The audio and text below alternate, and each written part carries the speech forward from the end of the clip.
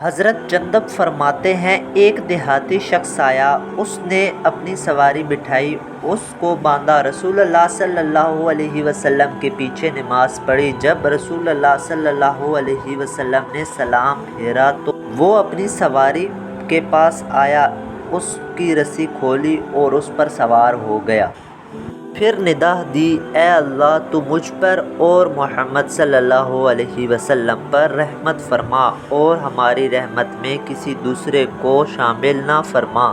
نبی اکرم صلی اللہ علیہ وسلم نے اس کی بات سن کر صحابہ کرام سے فرمایا، تمہارا کیا خیال ہے؟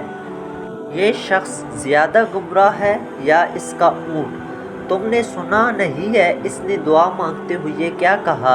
صحابہ کرام نے عرض کی، جی ہاں یا رسول اللہ صلی اللہ علیہ وسلم، ہم نے سنا ہے۔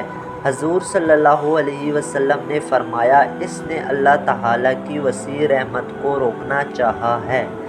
بے شک اللہ تعالیٰ نے 100 رحمتیں پیدا فرمائی ہیں، ان میں سے ایک رحمت دنیا میں اتاری ہے، جس کے باعث انسان، جنات، جانور اور تمام مخلوقات ایک دوسرے پر رحمت کرتے ہیں۔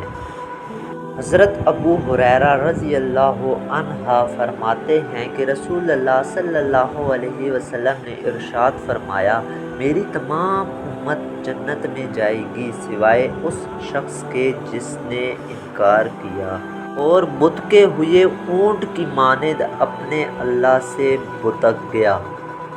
تاہم امام بخاری نے حضرت ابو ہریرہ رضی اللہ عنہ کے حوالے سے رسول اللہ صلی اللہ علیہ وسلم کا یہ ارشاد نقل کیا ہے کہ میرا ہر امتی جنت میں جائے گا سوائے اس کے جس نے انکار کیا۔